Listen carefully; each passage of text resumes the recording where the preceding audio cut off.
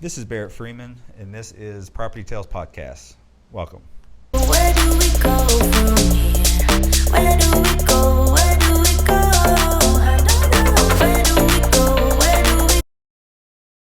Oh, I'm supposed to introduce myself? Not yet. That's the intro. Oh, okay. Yeah, I appreciate that. I'm here with my aunt, Tanya Freeman. She's the manager here at Freeman Brothers Realty in Corbin, Kentucky. She's been working with us since November, December. January. Huh? January. So in November of last year, I had passed my broker's test, but they take like 4 or 5 weeks to actually give you your license. I'm not criticizing the Kentucky Real Estate Commission. That's just the way I want it. It's. I think they're shorthanded right now. It's been a little bit of an issue. Yeah, so no criticisms, but it does take a while. And so during that interim, obviously I see Tanya socially all the time because she's my aunt. She lives. And I'm his favorite aunt. So. Favorite aunt, and she lives like 6 blocks away. Just kidding, other aunts. So, and Blake and I, we had put the hard work and time in on the investment On side, the investment. but not the residential side. I think I sold 3 or 4 houses with the broker we'd partnered up with before. I mean, how many houses are you at? I mean, over the years? I don't know, but I'll That'd be have an to look it up. interesting number. Yeah, it would be interesting. So, it's a grind though. But how's the real estate market feel right now to you? It's been slow as far. I mean, I'm busy. I'm incredibly busy. So I'm very fortunate for that. But I understand that it's been slow for a lot of people. I know interest rates have knocked some buyers out of housing right now, or in a lower bracket. But You mean like how much that they can qualify for? exactly. So before, where they could maybe qualify for a home, I just saw some numbers. Well, we're in Kentucky right now. We're in southeastern Kentucky, so obviously every market's going to be different. But last year, the average house sale in our area was around 170,000, 180,000. Yes. I guarantee that's a lot lower this year. Well, actually, I think it's higher, but I need to look. I shouldn't say that. I need to look. I think I did look. I mean, I think it was. It'd be hard to imagine it's higher just because the rates have gone up. And generally. Well, we have less that's sold, but then the prices went up. Actually, I do think Corbin actually is the only one that went down the lowest. But so obviously things have slowed down for everyone. Without sounding like a stalker, I always look at all the other brokerages in town to see how their listings are doing, just to make sure that, keep a finger on the pulse of what's going on in our local industry and then obviously the region. And everyone is slowing down. The big dogs are feeling it just as much as everybody else. But I think it's going to be a survival of the fittest scenario. Probably. I talked to another broker in town, and he said that he wouldn't be surprised if he lost 50% of his agents this year, just because they had to take a day job. Yeah. I've heard several other realtors have said the same thing. Do you know any realtors that have just taken? I know a few that have taken day jobs. Do. So that's a shame because you can't be a part-time realtor. It's really hard to be a part-time realtor. I mean, would you say it's impossible? I don't want to say it's impossible. I say it's really hard to give your clients the fiduciary duty that you need to give your clients and do this part-time. You have someone that's, we don't have a lot of homes on the market, but we still have a lot of buyers. So if you have someone that wants to look at a home and they have to wait for you to get off work, that home might be under contract. So, because, they're going to go with a realtor that's a full-time realtor that's showing homes. So it makes it difficult. So you have to have some kind of plan in mind when you're going to do that. You have to have a backup, somebody in your office that can show on your behalf or something like that, so that your client's not missing out because you have another job. Just answering the phone. It's so important. Yes. I mean, Gabrielle, her phone's ringing off the hook here all day long. A lot of it's, just someone trying to get hold of the realtor that has the listing, but our realtors are, missing calls while they're talking to other people a lot of times. Will you hand me my watch over there? I forgot to put it on. The reason I want the watch is because I've got this horrible tan line. You got to cover that up. That's for sure. Nice toss. Well, plus I just love this watch. The least favorite thing about myself is that I like gold a lot. I hate it. Wish I didn't love it so much, but I do. It looked, and this isn't even that expensive a watch. It's just I just like the color. Yeah. In fact, I've worn this watch in every podcast, so I just try to be consistent. Right. I heard a really interesting story from one of the Shark Tank guys. Yes. Kevin O'Leary. Do you watch that show? I don't. So but I've he's Mr. seen- Wonderful, or they call him. I think they call him Mr. Wonderful. But the first episode, he was sitting in a chair like this with a suit on. He had red tie. The next episode, he came out with a blue tie, and the director said, "Wait, what are you doing?" And he's like, "What do you mean?" He's like, "Where's your red tie?" And he's like, I'm just wearing another tie. I've got multiple ties." He's like, "No, you're the red tie guy now." It's like, because you've got to be consistent with your image, especially if you're just some average looking white dude. You really need to keep consistent. So I needed to up my game, put on the red lipstick, or there's definitely something to that for women, but Yeah. I think that there's. I got some really awesome red shoes. I think that there's probably a lot more pressure. Well, there's probably more pressure for guys to be more consistent. I think a lot of guys look a lot the same. Especially if you've got short hair and you're in your 30s. I'm a dime a dozen. Girls can change Yeah. up the hair and stuff and still, I think, stand out. I don't know. Might be Okay. sexist. I don't know. Probably is, but Oh God. So, but because of that, and Kevin O'Leary told that story, and it stuck with me. I was like, I'm going to be in front of the camera a lot, like we've been trying to do this year. I need to try to be consistent in some way, yeah. especially at a distance. So, like we're filming, 10, 12 feet away. It's a lot different than when I'm recording my phone right here. You're really close, you can tell, oh, that's Barrett. But 10, 12 feet away, someone might be scrolling social media. I really need them to recognize me at distance, even. Yeah. Same for you. And we're just learning a lot of lessons this year with the social media. Yep, I've heard like on podcasts that women had to be careful when they wear long earrings because they move and they dangle and they'll cling or whatever, and it can be distracting whenever you're trying to talk in the microphone and hear that clinging. And Definitely. I mean, I just touched the table here. I did a podcast 2 or 3 weeks ago, and every time I touch this table, it's like bong, bong, like it's horrible. So, like, I had to, fortunately, I can edit that in software afterwards a little, but, obviously, the quieter the better. Right. But I'm sure we'll learn a lot of lessons as we go along with this stuff. So, you just listed a house in Williamsburg that I love. yes, That Browns Creek. Road. One of my friends lives right across the street from there, and he said that it was crazy when you put that listing up, the traffic that was coming through every day. That listing it's just beautiful. It's out. Looks like it's out in the country, but it's like really close to downtown. It's flat backyard. Now it's got a mountain behind it with a flowing creek, which is going to be on the market too. It's just not yet, but it's a really just the area, just the lot is awesome.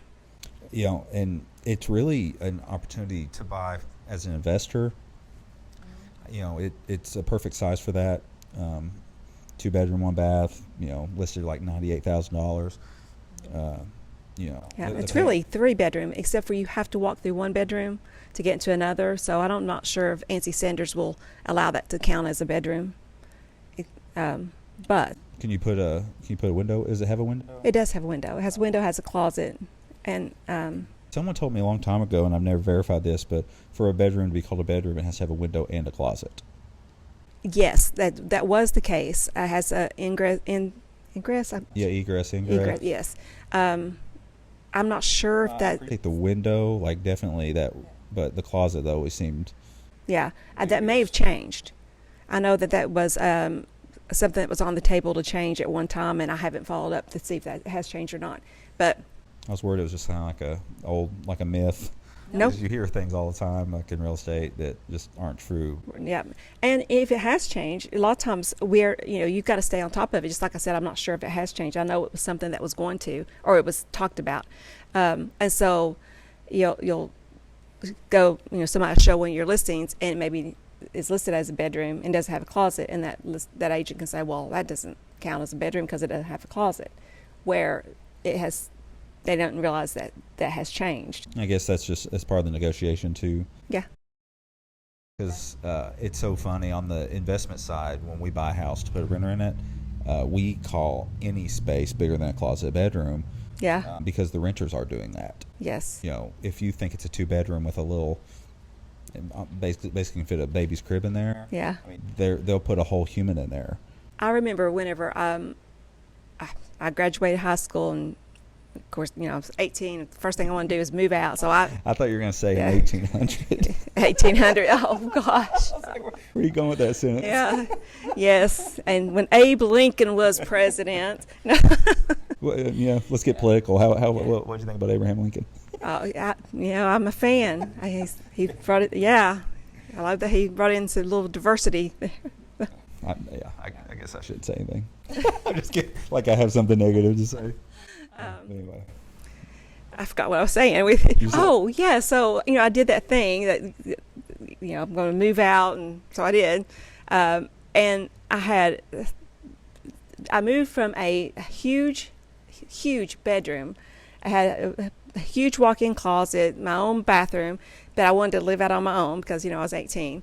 And so where I moved to, I had a twin-size bed that fit the head and the wall, or the foot fit snug from wall to wall. And I literally had to move the bed sideways to make the bed. And I had a tiny closet. I think I could maybe hang up, I'm going to say a dozen things. So what was your rent? I guess this was 1980s? Yeah, it was 1800s. So. Do you remember what your rent was? Gosh, I really don't. 200, probably, 300? Probably like $100 or something like that, maybe two, because I had a roommate. So I think it was like $200 each, maybe. 150. I remember whenever I moved out on my own, didn't have a roommate anymore. It was like 170, 180, something like that. Yeah. Our average rents now are $700. Yeah. That's across everything. It skews lower, like the median's probably lower, but we do the math all the time. It's like $700 a month, which, I mean, that's a huge jump.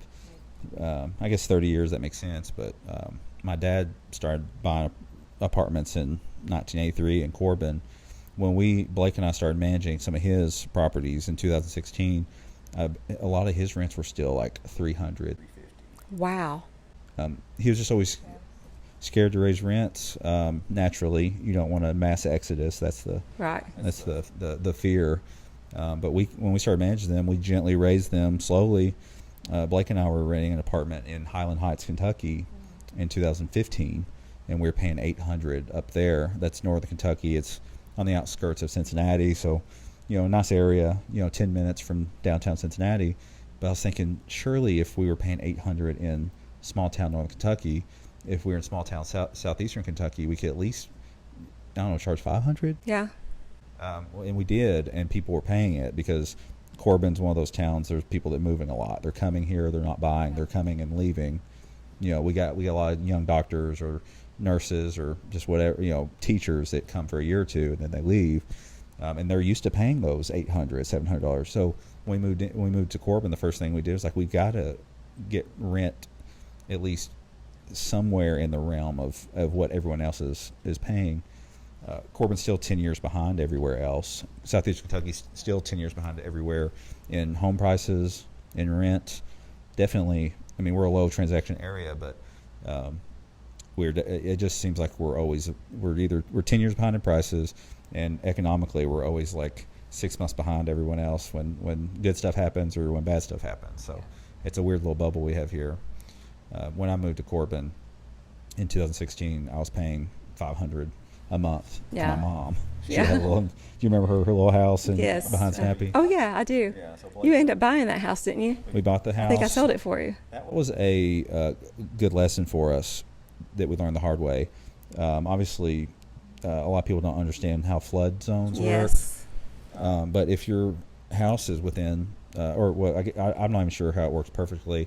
But if you're close to a river or some body of water, and there's a chance of a flood in the next 100 years, you have to join what's called the National Flood Program. Right. And not only do you have to pay homeowners insurance, which is $500-600 a year, you have to pay another $500-600 a year separately for flood zone.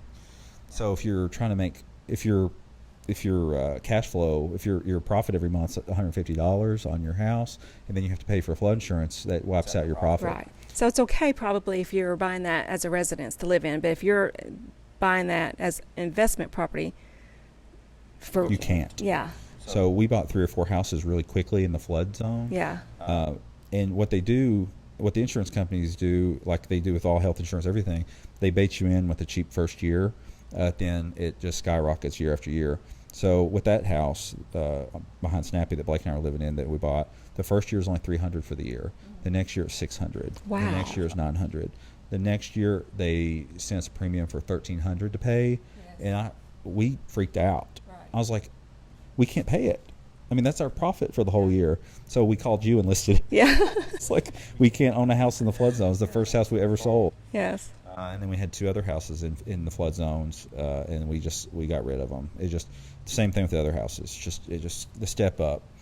Not really related to property, but we offer health insurance to our maintenance guys through Anthem, and the first year just ended of that program. Yeah. Where it was like it was $300 for the worker, and then if he wanted to insure his family, it was like around $1,000.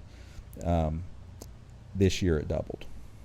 Wow. So one of our workers was paying $275. He's paying $7, so more than double. He just got a $700 a month premium. Wow. So he calls us scared. He's like, I can't pay my bills now. So it's like, what do we do? We were already helping our workers pay health insurance. We'd offer them $250 a month toward health insurance, and then any more that they wanted, they could pay for themselves. Right. But now that $250 wasn't even paying his. So it put us in a bind. We're like, all of a sudden we're scrambling to maybe find another insurance policy, or, do we help the workers with their insurance with more money out of our pocket? It's just a mess. Yeah. So what are you doing? We haven't decided yet. Well, the first thing we're doing is we're trying to find a different insurance plan. So insurance adjusters, they're shopping around. We have a great relationship with insurance broker. Yes. So it's not like that's good, they're not because loyal to one. They just their jobs help us save money. Yes. So, first thing we did was like, hey, so and so, look what happened. Please help. Yeah, I'm a fan of the brokers, the insurance brokers, the mortgage brokers, because they do that. So shifting gears a little bit. So what's your average day like? Realtor. I know it changes day to day. It does change it. Give me just a good generic day. From time I get up, or sure. Yeah. I know depending on how busy you are, obviously your day starts earlier, but typically real estate doesn't start in the morning. Yes. It's more of an evenings, weekends thing, because that's when people aren't working. So I actually stopped trying to. Though. Yeah, because I'm over the agents in the office. I try to check my emails early in the morning, but then I get really distracted. So I've been trying to put that off and do that like after 11, because I can get really stuck on responding to emails, and and it's important. I've got to respond to those. But I try to reach out to my previous clients, work on current transactions, current clients. Plus, you're on several boards with Kentucky Real Estate Commission.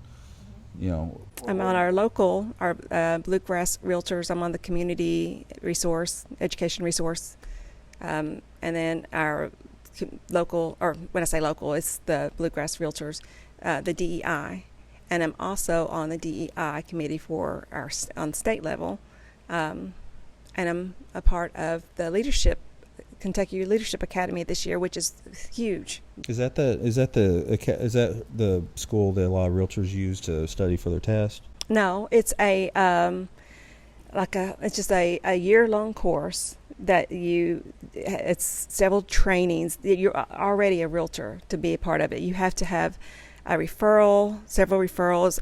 You have to, apply, be interviewed. Like we're going to Houston this year for NARAB, which is awesome.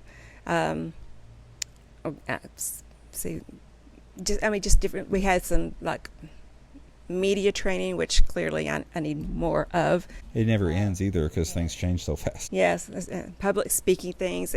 We make sure that we're on top of any things that change in real estate because things change all the time. And we have new contracts, we have new laws. Anyway, we just try to be apprised to all that stuff, and they kind of teach us actually how the different offices work. We have our president, we have delegates, we got this different, I guess, officials. I'll say officials, but different leaders that's over us. And when you've been a realtor for a while and you're sitting at a conference and they're talking about this delegate doing this or this AI doing something, and you think, well, what is that? Because you don't really know, and then you hate to ask because you've been a realtor for a while. So, but the AI has been around since January, as far as my understanding. Obviously, I know there's been different versions of it, but as soon as ChatGPT came out, it changed our lives. Yeah, well, this is something different. So, which is actually something they introduced us to as well. But we have different realtors and we have so many districts in our association, and so we have several realtors in each district that is over. I won't say that they're over, but they, I guess, stay in touch with our local representatives. So whenever there's something that's going on that can affect us as realtors or the consumer, we're apprised to that, and we make sure that those our officials are as well. I thought you were talking about something to do with AI. Right. So you're just saying, like, for example, AI? Yeah. So, yeah. So are you using any AIs right now for? Yes, I love it. I wish I'd known about this, or, well, I guess I didn't know about it. It didn't really exist. Exactly. But I would spend, years ago, hours writing a listing description, and I still spend tons of time writing a listing description. But now I can just kind of put in some of the certain points in there, and it just kind of writes itself, and then I can just tweak it. It's awesome. There's a Google groups and Twitter groups that they only focus on how to be more efficient with your prompts. Yes. So like when it does create this paragraph, you can add prompts. You'll say, okay, here's the address. This is how much I want to list it for. Make the language summary. Yes. Or make the language cozy, or make it loud, or make it fun, and it'll adapt the language to meet those needs. Yeah. We just did a letter to our tenants, and I used ChatGPT to kind of get the structure of the letter, but also I typed in, it's summertime, so I want summer language. The next topic I wanted to address is, would you recommend somebody take the real estate exam and get their license? I do recommend it. I do, and I say that. However, we have a lot more realtors than we even have homes on the market. So if and a lot of people think they're going to get into this because all you have to do is open doors, and there's so much more to it than just open a door for people. So they get there's a high turnover. So 18-year-old girl that just graduated high school, she comes to you and says, should I get my real estate license? What's your advice? Go to college? Go back to school? I wish I'd gotten my license earlier and not went back to college. That's true for Blake and I. Yeah. But we have a very special case because of our investments. Yes. We would have saved a lot of money on commissions we could have just kept if we'd represent ourselves in the sale or in the buy. I wish we got ours in 2019. So there's 3 or 4 years there where we were just losing thousands of dollars every deal. And any given time, we have 2 deals going right now, and so it's been that way for the last 8 years too. I mean, how many deals we have actively right now? I mean, you've listed several, and Okay. we've been buying. We just bought that little white house on 4th Street. I mean, it's just nonstop. Getting ready to list 2 more houses in London that finally. So we bought these houses in the fall. Right before we bought them, we told the guy that we're buying them from that he had renters in them. We said, "Do you have leases?" And he's like, "No." I was like, "Good. Don't feel like we're pressuring you to put a lease on these tenants. We want the freedom to, if we want to evict them, we can. We don't want them. We won't be locked into a year contract." And he's like, "Yeah, I won't do it." I don't know what happened between that conversation and when we closed, but between that window, he had gone to one of the renters and signed a year lease. Made zero sense. I was trying to put myself into the psychology of what he was thinking. Maybe he thought that we really meant it was better to have a lease. Right. I don't know why he did that to us, but that lease is finally up in August, and so we've already issued the notice of eviction because it's a great house downtown London, and so we're going to put it on the market and sell it. And I think it'll be, depending on how the macroeconomics go, but hopefully we'll sell it quickly. I looked at the Flex MLS yesterday with Blake in London, and the price range we put in was 100,000 to 180,000. There were only like 5 or 6 houses. Yeah. It's just bizarre. It's I've not really seen a market like this where I've actually, well, I don't have my phone, but just to pull up all the counties, how many residential homes that's listed in, and I think in our area there's over maybe 30 counties. Yeah. There's 120 in Kentucky. I'm sure there's probably 30 in our corner. Yeah. So. But what were you seeing? I was going to look it up, but I think the last time I looked, it was like maybe 2,300 homes on the market, and I didn't put in any criteria. I didn't put in like a price. I just put homes, left everything open, no bedrooms. That was just how many residential homes that was on the market at that time, and that's been probably 2 months ago. So I'd be curious to know what that is right now. Well, I talked to Mike Humfleet in London. He's an appraiser, and he was asking me if we had done any private deals because he said the transactions were so low that he was having trouble finding comparables for certain deals. Yeah. And I told him we hadn't been making any private deals, but that's just what's going out there. Yeah. Since November, I bet there's been. He says since November it had been like 20 appraisals, whereas like before that he was doing like 3 a week. Yeah. So, and I'm not sure about our association. I think like what we call pocket listings. I think you can get in trouble for that. I'm not sure what that's listed under, but I do have people constantly say they're thinking about selling, but and they're going to keep me in mind when they're ready to sell, and then I might have a buyer that's interested in that neighborhood or something like that, and I'll call and say, hey, and are you still thinking about selling? I might have a buyer for you. I think that's worked out for me twice, and I've also had people that wanted to be in a certain neighborhood or liked a certain home, and I've contacted people and that's worked out for me once. So yeah, and I'm not talking about like pocket listings as much as we'll letter people. Yes. And say, if it's a really bad house next to one of our houses we own, we'll find out, who gets the tax bill, and we'll send a letter saying we're interested in buying your house, and then we'll buy it, private deal. We've done that several times over the years. Yeah, I've done that. It's not happened much lately because we pretty much bought up all the houses around ours. Right. We picked blocks and then we bought, clusters of houses. That way. So did you have luck with them responding back to you? Because I've done that several times for a couple of investors that bought property that wanted the adjacent property next to them. And of course, you don't have the phone book anymore, and people's phone, trying to get a hold of people. I've sent letters, and I think I've had one person respond. Usually I get nothing.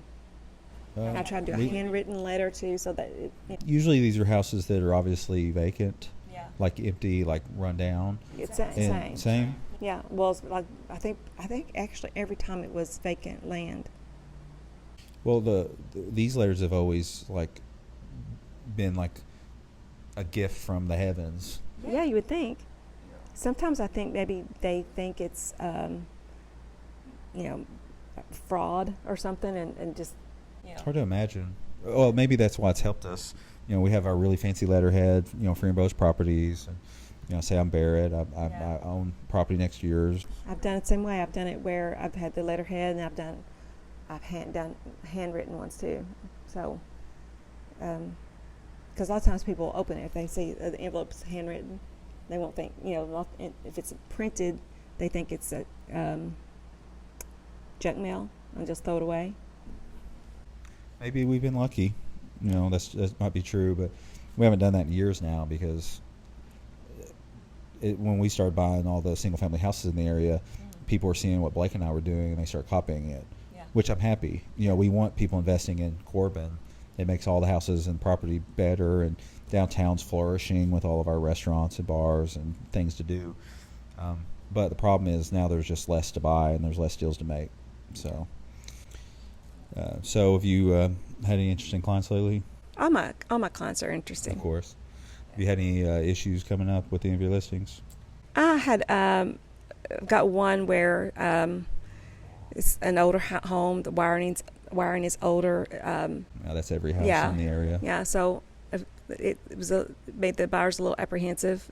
So I guess I understand, but since every house has that problem in this area, you've just got to accept that you're not going to have wiring that's 2 years old. It's going to be 50 years old, and it doesn't necessarily make it a problem, but it does make it hard to resell. Yeah. So I don't know if they're thinking that, but I do know that a lot of residential buyers, they're like, well, we can live with old wiring, but is it going to be hard to sell 2 years from now? Yeah.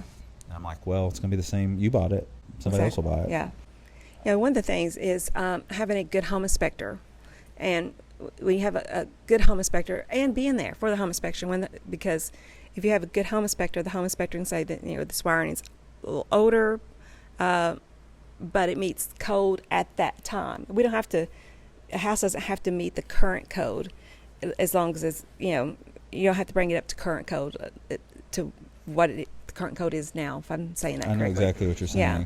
Blake and I have a list of inspectors that if a bank says this is who we hired, we tell them you do not use them, because they either for one, they go in and say the house is falling down, and houses don't fall down, and the second thing is they'll say stuff that they're not qualified to say. I've had that happen. We had one inspector come in and say the whole house needed to be rewired. We had just rewired it, and so we had our electrician, licensed electrician, come in who had just put a new panel box in and say, I did this perfectly 2 years ago. The inspector saw like a wire that maybe looked weird to him. Yes. But he's not an electrician.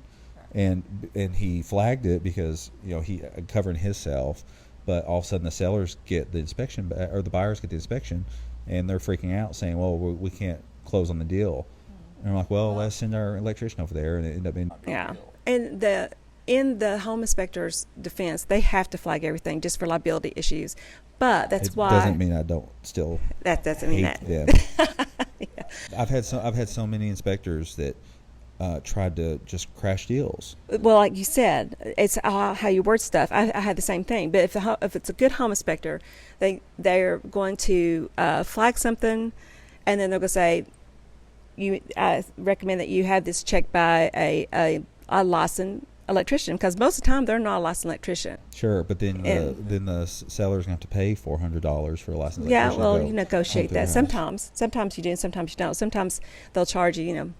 They're going to charge you something to come out.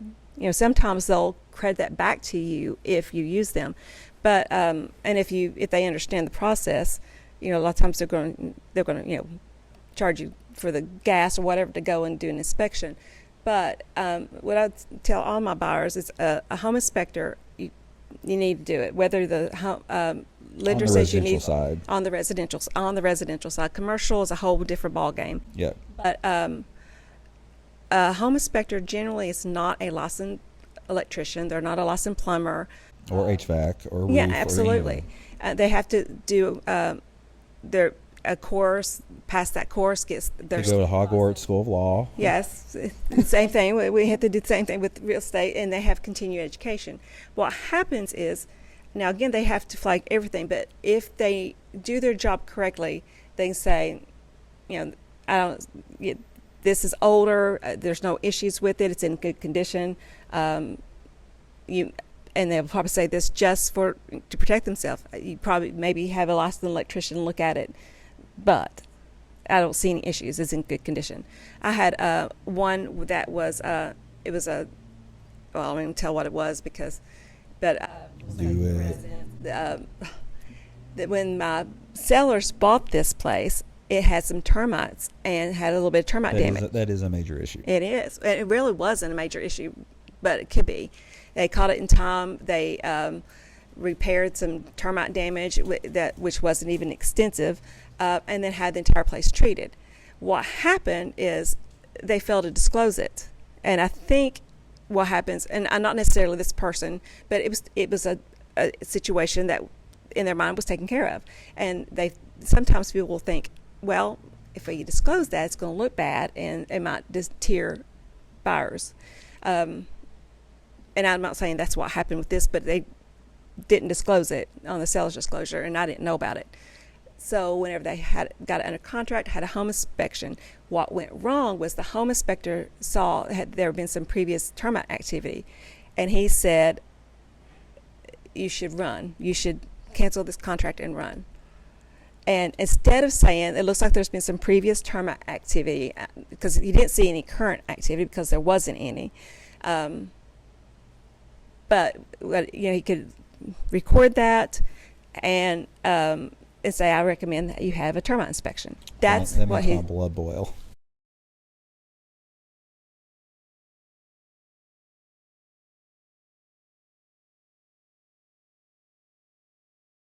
It's not even, and you can't. It's not worth suing them. It's not. There's not anything you can do from a seller's perspective. So commercial side is very different. For one, we don't have the disclosure and like paper requirements that the residential side does. Basically, if you're a commercial company, the law treats you like a sophisticated investor, whether you are or not. So the good news is it's a lot easier to do those deals. We don't have to do inspections. We should do inspections probably, but Blake and I do not do inspections. Yes, I love when I'm dealing with commercial but property. it's definitely wild west. So you're either going to sink or swim on your own. You don't have a realtor looking over your shoulder saying, well, you should get an appraisal or you should get an inspection. And you should do this inspection, Yeah. Because the average Sally buyer doesn't have a lot of extra money for when they do move in, and then the back room floor collapses. The investor guys, we plan for that stuff. Yeah. So that's why we don't do inspection. We walk around the house ourselves. We get under the crawl space ourselves. We can look up and look at a roof and see what kind of shape it's in. We don't. Well, you have a whole entire maintenance department too, and you've been doing this for a minute. You probably don't even need your maintenance department for most things, but something that could have helped solve that situation is had the seller disclose to me to begin with that there was some termite issue before. We could have put on in our documents where it had been treated, where there's some termite damage before, where it had been treated, and put it in the seller's disclosure. It wouldn't have been an issue. So what we had to do, that deal fell through. We got a third party a different termite inspector came in and checked out the entire place. Said, I can see where it had some previous termite activity. I can see where there was some damage done there, but I can see where it's been repaired, and I can see where it's been completely treated, and I don't see any active termites anymore. So that home inspector, because he was, I think, playing devil's advocate, trying to protect the client, said run instead of doing his job and saying, it looks like there's some previous termite activity. You should get a termite inspection. You just took a grenade and just Yes. threw it at the deal. Yeah.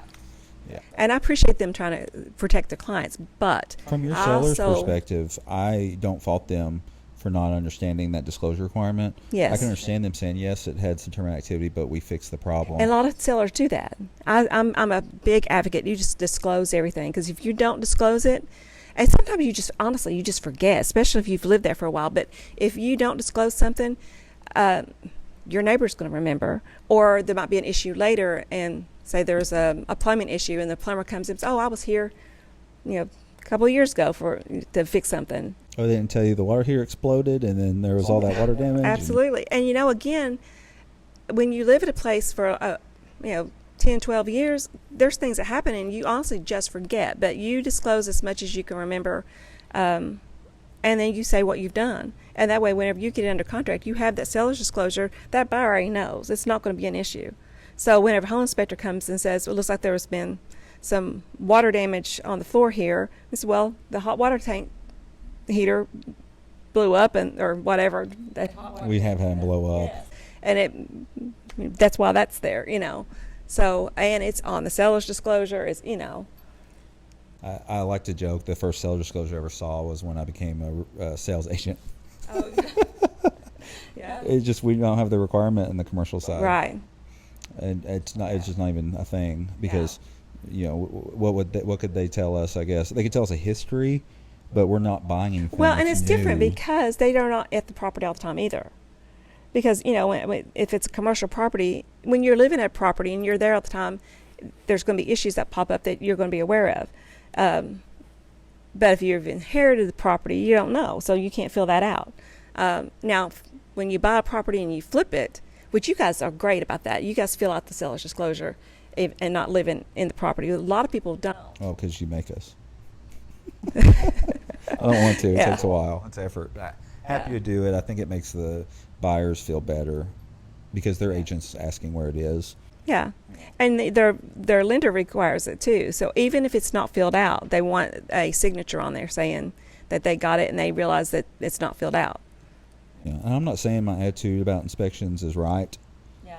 We just had so many bad experiences that it's just we're just like I don't ever want to see another inspection again. Yeah. What I recommend when people say if they're worried about something having a plumbing issue, say they don't have to have a home inspection, but they're worried about plumbing, then hire a licensed plumber to come and look at it.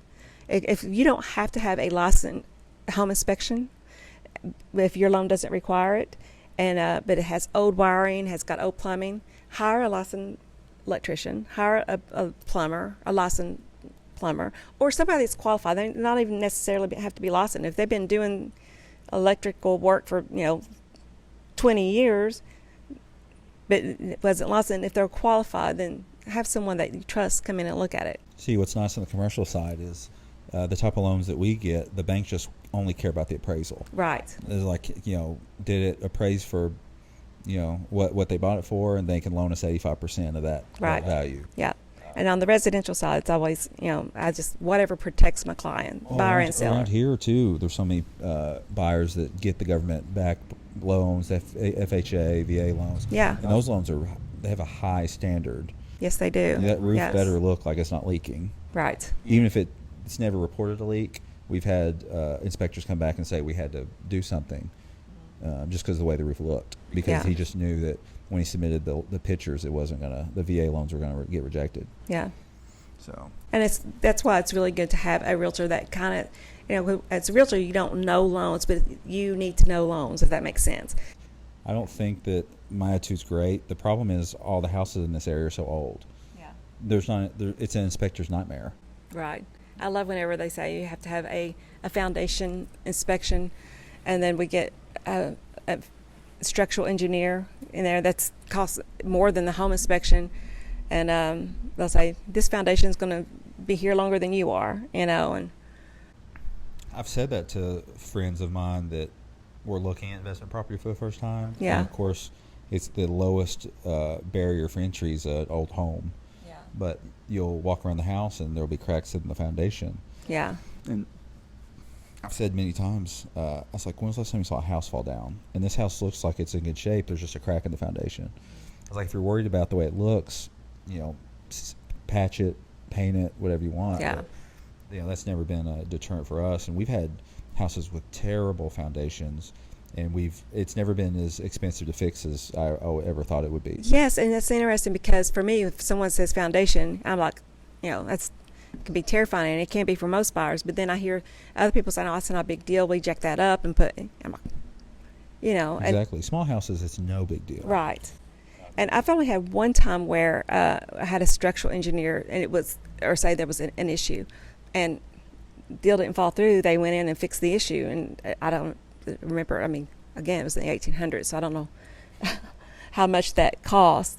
But it's very intimidating whenever you have a home inspector saying that there could be a foundation issue.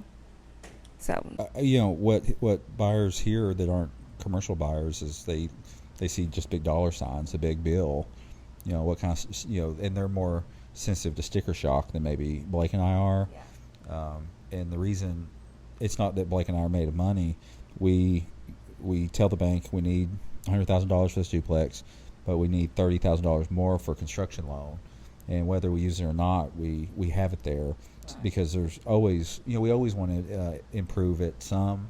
The easiest thing we always do is our kitchens, but there's always surprises. So we'll get in there, oh, well, that floor joist needs to be replaced. We have that money there. On the residential side, that's just not the reality. I don't think that you can go to the VA and say that. Right, and that's the thing, but that's a good point, because sometimes the buyer will think that they can ask for more money for renovations, and I think I know that there's loans for that, but in the commercial side, what we have to do is get an appraisal for what it's going to be at the end. I was trying not to use the technical term. Yeah. So we have to send we do have to send the appraiser our materials and labor costs. Yeah. And what exactly our plan, and then they literally do the appraisal as we envision it, and the bank puts a lot of trust in us that they'll give us that money and we're going to spend it that way. Right. Obviously we do, but and it's never been an issue ever. Yes. I've never heard of an investor. I don't know. Not you around here. You have to put the money in the house, otherwise you can't rent it.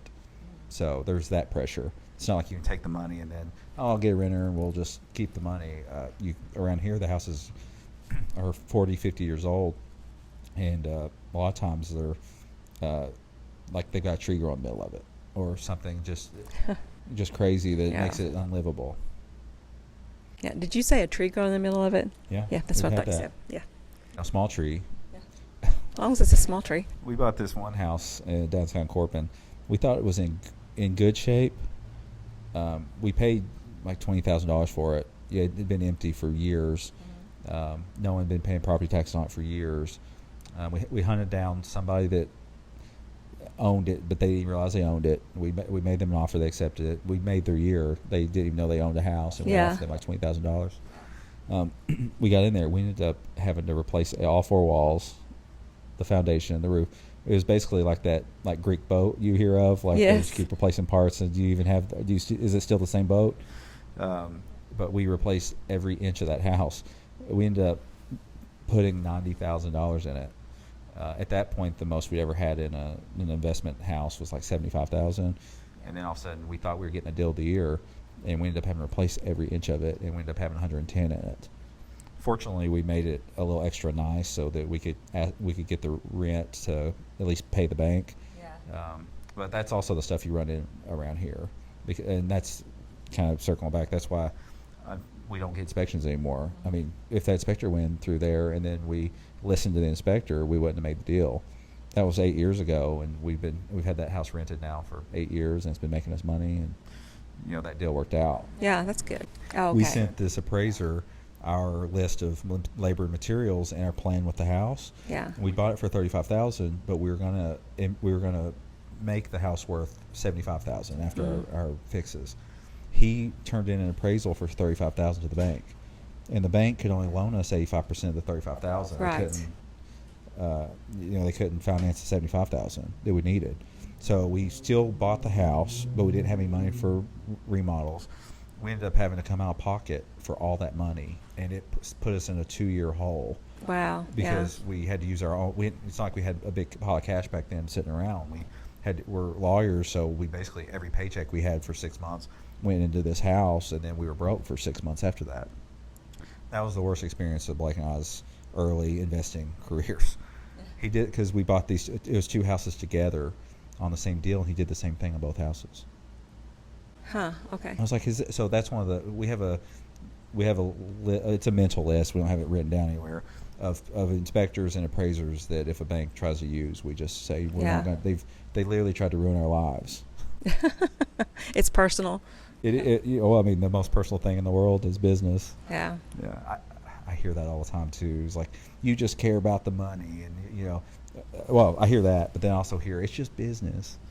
I was like, it's like this company's like my life. It's my baby. Yes. It's my child. We're trying to raise it so that it gets productive enough that we don't have to think about it anymore. It can start making money on its own. We're still at that part of the business cycle where our business is not mature. I mean, we're still having to, put money in all the time, and it's not paying us.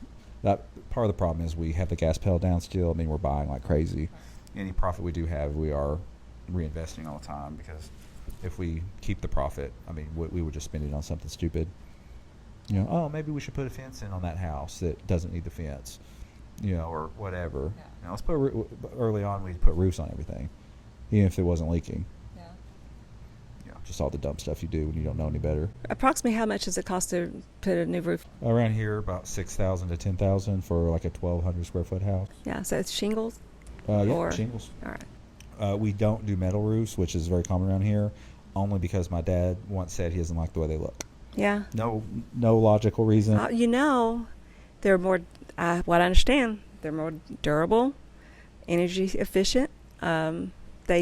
When I say more durable, they have a lifetime expectancy that's about 40 to 70% longer than the shingles. Oh, I'm sure. Yeah, and then your good. home insurance can be a little bit less because of it. My dad said like 8 years ago he doesn't like the way they look. Have you seen what your dad wears? Good gosh. I know. You can't listen to. I know. It's funny. We never revisited it. Yeah. Not once. We always put shingles on the house. Yeah. We have to make a million decisions all the time, so I'm happy when there's a settled decision. Yeah. I don't have to weigh the pros and cons of a metal roof versus a shingle roof. My dad doesn't think they look good, so. Yeah. I've seen some metal roofs that. Oh, I agree. It's not my opinion. I like metal roofs. Yeah. I've seen some that didn't look good, but then I've seen most of them I actually like a lot. I saw a metal roof on a house in the last few weeks. It was this beautiful, like red. Yes. And not like Corvette red, but like this like nice like beautiful red. I was like, it stood out. I was like, that's a really beautiful roof. And I don't know if the normal person's looking at roofs like I am, but I agree. I don't think metal roofs look bad at all. But it's nice that we don't have to think about that anymore. We actually don't have to make that many decisions anymore design-wise. Yeah. We basically settled on some designs a few years ago, picked some vanities out, picked appliances out for the kitchen, picked the cabinets, countertops, and it makes our workers' lives a lot easier because they don't have to call us 10 times a day for those little decisions. That's cool. And then all of our suppliers are happy because they can just go ahead and keep that stuff in stock, and we just buy it. Yeah. Which that is nice. Cool. Nice. Yeah, it is. I don't know. So how long did it take for you to get your cabinets in for your apartment? I think it took us about 18 months from start to finish, if I'm not mistaken. From designing the cabinets to getting them in? No, from remodeling. Sure, I know that was a huge project, but my point is, like, we can send our workers any day of the week to get our cabinets. Yeah, no, without having to call, without having to do anything, right? Because of those decisions we made, 7 years ago. Yeah. So it took us a long time to get them in because they were custom made. So. But even if they're ones you're buying off the floor, right? A lot of times you'll pick them off the floor, but then they have to order them. Yeah. 6 right, 8 exactly. weeks. I've had lots of friends call me. It's like, what can we do about this? Our cabinet's taking 6 weeks. Yeah, that's what I tell people whenever they're getting ready to build a home. Is make sure you got your kitchen layout, make sure you have that exactly how you want that done, and order your appliances and your cabinets ahead of time because it's been taking for long time. I mean, 8 months or longer to get appliances. And windows. I don't know if you had to do I didn't windows. Know. So is the windows the same? Bowl. The problem with windows is the southern states get priority because they get hit by hurricanes 2 or 3 times a year, and so windows are just one of those things that they need all the time. And so if I always know if there's a hurricane coming to Florida, it's like we're not going to get a window for 2 or 3 months if we need it. This little light went off, so I don't know how Tanya looks, but anyway. So thank you for joining me on the podcast. I'm sure we'll do this many, many more times. The topics in real estate aren't going anywhere. And it's changing so much that, there's just always stuff to talk about. Yeah. one inspiration for me doing this podcast is how many conversations are we having a day about real estate that are interesting and are important. And I was like, we need to do this in a way that's getting these conversations out there. Yeah, I mean, I have people ask me, I guess every day, they'll ask me how the market is. They'll ask me how you get into real estate. They'll talk about, what's the process of buying a home, or same thing about selling a home. So, yeah, so these are good. Yeah, they are good. So, thanks for joining us. This has been the PropertyTales podcast with me, Barrett Freeman, and my aunt, Tanya Freeman. So, thanks. Where do we go from